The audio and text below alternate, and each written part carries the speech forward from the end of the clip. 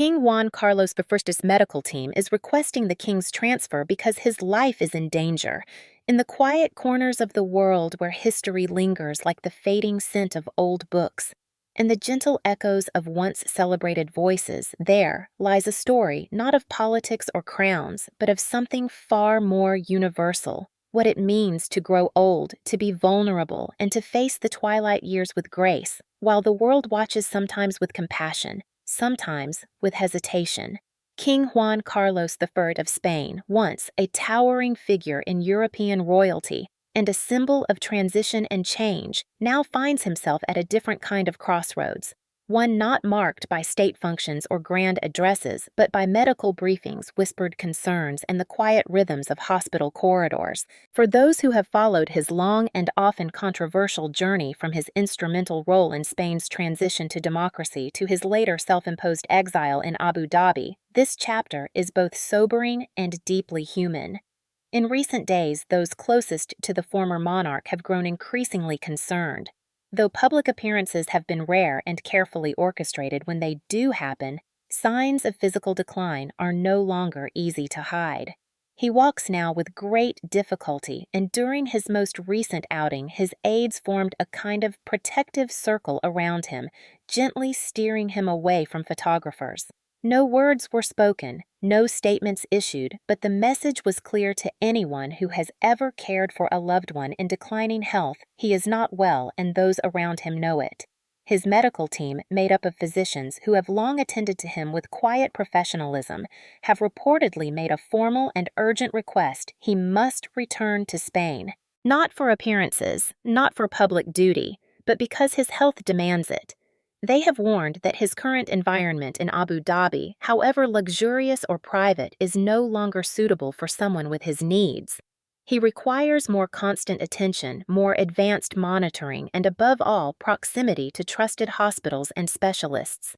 In their words, time is running out. For any parent, for any elder who has tried to quietly retreat into a dignified silence, there comes a moment when personal wishes must give way to necessity. And for Juan Carlos, this may be that moment. Sources close to the family say that while he has long expressed a desire not to return to Spain, unless it could be done without spectacle or division, his health is now speaking louder than his words. Those of us who have watched a loved one struggle with illness, who have sat beside hospital beds or waited anxiously for the results of late-night scans, know that point when stubborn independence must bow to care. And that's where this story now rests. Behind palace doors, a delicate conversation is unfolding, one that is not so different from what many families face when deciding whether to move a parent closer to find better care, to make that heartbreaking shift from autonomy to dependence. King Felipe VI, the reigning monarch and son of Juan Carlos, is said to be torn. On one side lies his duty as a son to ensure that his father receives the best possible care and comfort. On the other, the weight of his role as head of state, a role that demands he protect the fragile unity of a nation still healing from past divisions, some of which his father's return could reignite. For a monarch, every decision ripples outward. A simple family matter becomes a public issue. A gesture of care becomes a political symbol. And this perhaps is the cruel irony of royal life, that even in illness, even in the fading of one's days, the gaze of the world never quite looks away.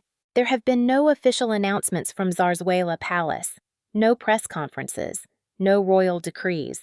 But among those who move in the quiet halls of Spanish political life, it is understood that a plan is being drawn, one that will bring the King Emeritus home, not in grand triumph, but in quiet dignity.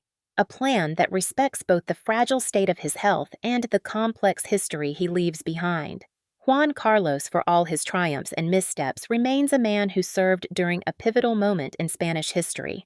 He stood quite literally between dictatorship and democracy, and in doing so earned the respect of a generation. Yet time does not spare kings. And whatever power he once held, whatever controversy once swirled around him, now fades in the face of something far more elemental: the need for rest, for family, and for peace. For those of us in our later years, his story might feel especially familiar. Not because we wore a crown, but because we know what it is to age, to be reminded of our limits, to watch our hands tremble where once they built, and our steps slow where once they hurried. We know what it means to be proud yet tired, to want privacy but need support. And perhaps more than anything, we know how much it matters at the end of all things to be near the people we love. The doctors, it is said, have spoken plainly. He must come home. Not tomorrow, not later, but now. Each day he remains where he is, without access to the comprehensive care available in Spain, is a day of risk, a day too far. And while the former king himself may not wish to cause a stir, his wishes must now yield to the judgment of those trying to preserve his life. This isn't about protocol anymore. This is about breathing easier, sleeping safely, and letting the weight of age be carried by those who still care. At 86 years old, Juan Carlos is not just a former monarch. He is a grandfather, a father, a man who, for all the headlines and portraits, is as vulnerable to time as the rest of us. And while the pages of history may one day judge his reign, the present moment asks only for mercy, for a gentle hand, for a quiet room, and for a family willing to gather not out of obligation, but out of love. It is said that the final journey home is the most difficult, not because of distance, but because of memory. For Juan Carlos, returning to Spain is not merely a relocation. It is a return to a land that has changed, a people that have moved forward, and a palace that once echoed with his footsteps but now belongs to someone else. And yet, it is home. And home, in the end, is where we all long to be, especially when the body grows weak and the days grow short. Plans are being quietly made. Medical transports are being considered. Routes that avoid attention, places where rest can be found without intrusion. No banners, no trumpets, just a quiet return. One last chapter written not in grandeur, but in humanity. Perhaps as we reflect on his journey, we might find in it echoes of our own lives. The difficult decisions, the aging parent, the late-night call that changes everything, and the unshakable truth that no matter how high one rises, we all come to rely on the care of others in the end. This is not a story of kings. It is a story of aging, of love, of fragility, of family. And as those closest to Juan Carlos prepare for the days ahead, one thing becomes clear: the crown no longer matters. Only the man does, and the man is tired. He needs to come home, because now, more than ever, his life is at stake. And time, for all of us, runs on a clock we cannot see but always feel. There was a time not so long ago when King Juan Carlos stood as a symbol of renewal.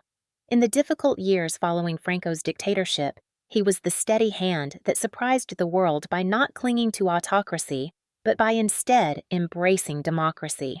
It was an act of personal courage, and for a generation of Spaniards, he represented a kind of hope that a country long mired in division could begin again. That same generation is now older too.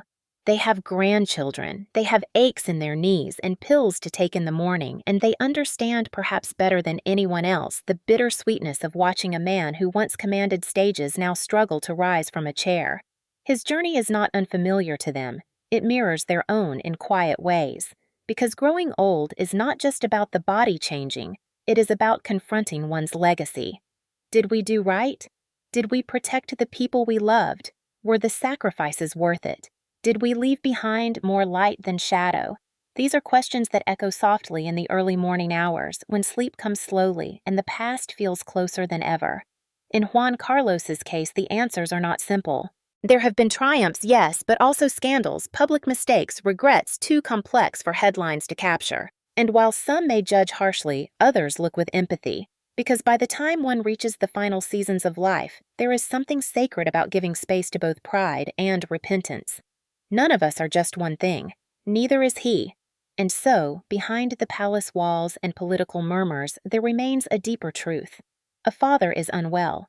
A family is watching. And a country, whether they cheer or criticize, is preparing to say goodbye to one of its most complicated sons.